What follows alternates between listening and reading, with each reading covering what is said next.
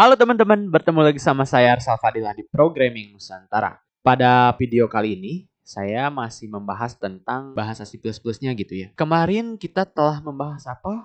Iya betul, kompor portable gitu ya.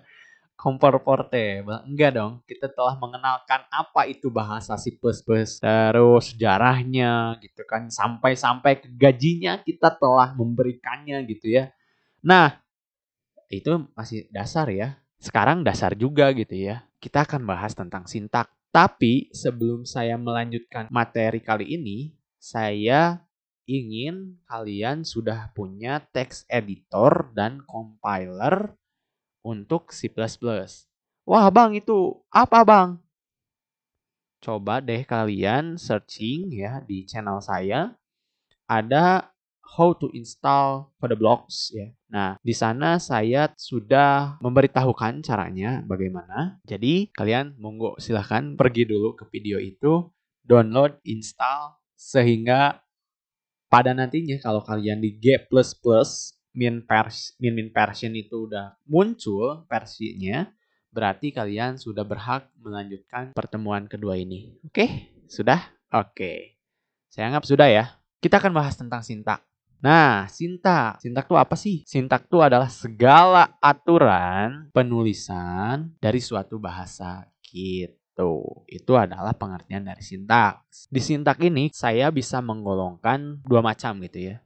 Ada yang pertama ada strukturnya, yang kedua ada penamaannya. Strukturnya seperti kalian bisa lihat di layar, ada 4 hal yang menjadi konsep utama gitu ya. Terus penamaan ada 3 yang dasar gitu. Identifier, kata kunci, sama white space. Oke, paham ya? Oke, kita langsung saja materi yang pertama. Kita bahas tentang struktur programnya gitu. Di baris pertama ada header file. Header file itu seperti kita datang ke perpustakaan, cari pacar, cari buku ya. Cari buku dan kita baca bukunya. Nah, header file juga sama seperti itu. Kok goyang-goyang ya. Header file juga sama seperti itu. Ketika kita panggil IOStream, itu kepanjangan dari input output stream gitu ya. Kita punya nih buku-buku atau di sini namanya modul-modul yang berada pada IOStream ini. Seperti itu sayang ya. Kenapa Bang harus pakai hashtag? Kenapa Bang harus pakai include? Nah, hashtag itu menandakan bahwa ini tuh adalah preprosesor. Apa itu preprosesor? Kalian cari ya di Google ya. Gitu. Include itu apa? Itu suatu keyword ya. Nanti kita akan tahu keyword-keywordnya apa saja sih. Keyword itu apa? Kata kunci ya nantilah. Ya, pokoknya kalian terima aja dulu. Itu untuk header file. Terus yang kedua ada optional namespace. Jadi kenapa dikatakan opsional? Karena di sini tuh kalian boleh nyantumin, boleh enggak gitu ya. Dimana nanti kita akan belajar using namespace lebih lanjut lah ya. Biar nggak terlalu panjang. Biar kalian penasaran. Terus ada global scope. Global scope itu global scope itu seperti apa? Jadi gini, ada lingkup global ya di struktur program C++ ini dan ada lingkup lokal ya. Nah, di global ini nantinya pada setiap fungsi atau prosedur itu akan dikenali oleh semuanya. Cuman di lokal nggak bisa dikenali di semuanya, itu aja sih. Oke? Terus ada integer main, int ya, untuk integer gitu ya. Main function. Oh, main function. Apa itu main function? Kalau kalian sudah belajar bahasa sih udah tahu ya main function itu seperti apa. Jadi singkatnya, main function itu setiap program kalian di-compile, kalian pasti, bukan kalian sih, mesin kalian ya. Mesin kalian itu, komputer kalian akan mencari nih, si main itu di mana gitu ya. Oh, ternyata ada di sini mainnya. Coba kalian tidak punya program main gitu ya di ekstensi.cpp kalian. Wah, itu pasti dijamin 100% error. Kecuali kalau kalian ingin menyantumkannya .header gitu ya. Oke, kita maju ke line nomor 7 yaitu start block of code ya. Itu pakai kurawal. Oke. Kenapa pakai kurawal? Itu udah aturannya seperti itu ya. Jangan tanya kenapa kepada saya. Harusnya tanya kepada Charles Stroh. Kenapa harus pakai kurawal? Kenapa nggak samain aja tuh dalam kurung gitu ya? Tanyain aja ya. Jadi gitu, pakai kurung kurawal buka ya untuk memulai block of code. Nah, disinilah letak lokalnya akan ketahuan gitu. Nanti ada istilahnya binding gitu ya. Di line berikutnya ada chout. Chout gitu-gitu cara bacanya. Enggak, see out ya. Kita bacanya see out. Itu adalah kepanjangan dari console output. Jadi nantinya programnya berbasis konsol. Ya, seperti itu. Terus Bang itu apa? Tanda greater than. Bukan sih. Less than gitu ya. Atau dalam bahasa Indonesia lebih kecil 2 kali gitu ya. Lebih kecil 2 kali. Double gitu ya. Apa itu Bang? Itu push. Namanya push ya. Kenapa push Bang? Kita lihat blok di kanannya gitu ya. Blok di kanannya ada apa? Oh, ternyata ada karakter gitu kan. Ada string gitu ya, kumpulan karakter. Dia dimasukkan ke dalam console output stream yang tadi. Gitu ya. Terus ada end line di akhir. Apa itu Bang? Itu kepanjangan dari end of line ya. Di mana end of line itu adalah sebuah garis baru lah ya. Kita bisa artikan seperti itulah. Jadi hampir sama ya. Jadi ini adalah garis ujung ya, ujung dunia. Terus ada titik koma. Inilah semikolon yang sering menjadi apa ya namanya? Kalau zaman old gitu ya katanya, karena saya bukan zaman old ya. Katanya ini menjadi momok yang mengerikan gitu ya, titik koma ini. Tapi sekarang udah canggih, jadi kalau lupa titik koma tuh pasti dia error sintak pada line sekian dan kita tinggal pergi aja ke line sekian dan kita dapat tuh. Oh iya, titik komanya belum ada. Ya, itu sudah canggih sekarang ya. Nah, titik koma itu menandakan statementnya itu sudah berakhir. Block statementnya, satu block statement itu sudah berakhir. Ya. Jadi setiap blok itu punya banyak statement gitu kan. Satu blok itu punya banyak statement. Seperti itu.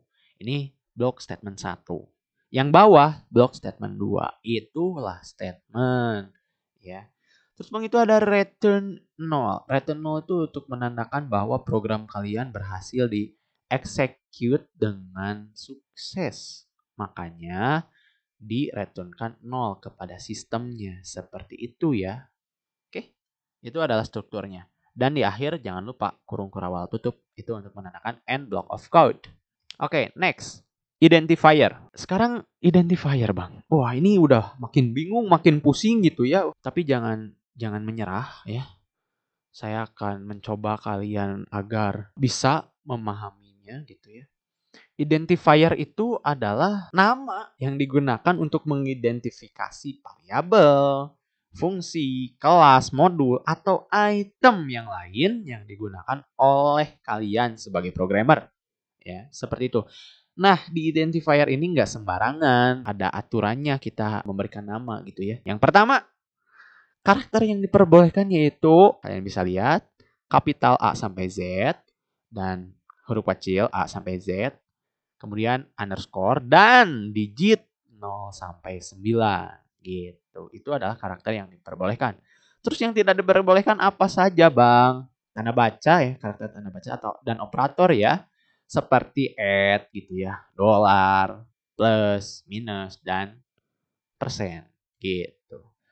Dan huruf pertamanya tidak boleh digit atau angka 0 ataupun 9 sampai 9 gitu ya.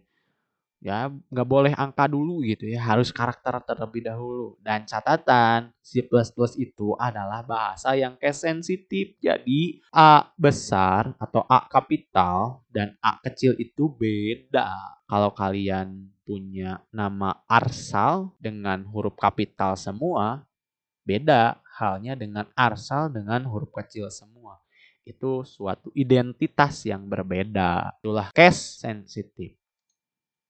Nah, ini ada kata kunci yang tadi saya katakan ya. Ada sebenarnya banyak ya kata kuncinya. Jadi kita nggak bahas satu persatu ya.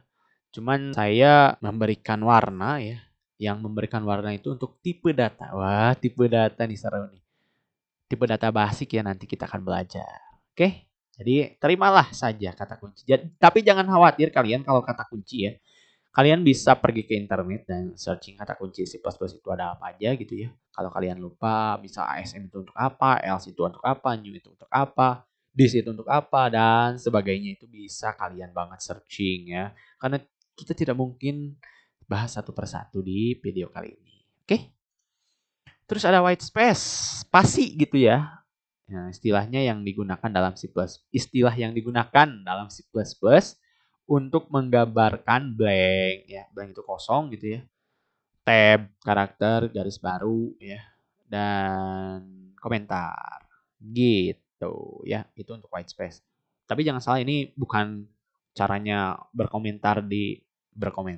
memberikan komentar di bahasa C++ itu menggunakan white space, bukan ya.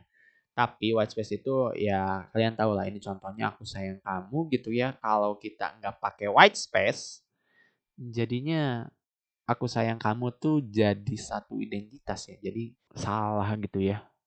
Nggak berarti gitu ya. Aku sayang kamunya apa sih? Itu objek kah? Predikat kah? Gitu kan? Keterangan kah? Ya. Soalnya jadi satu. Nah, kira-kira seperti itulah untuk white space ya. Jadi menandakan pernyataan ini berawal dari mana sampai ke mana gitu. Ini ada referensi yang biasa ya yang saya pakai.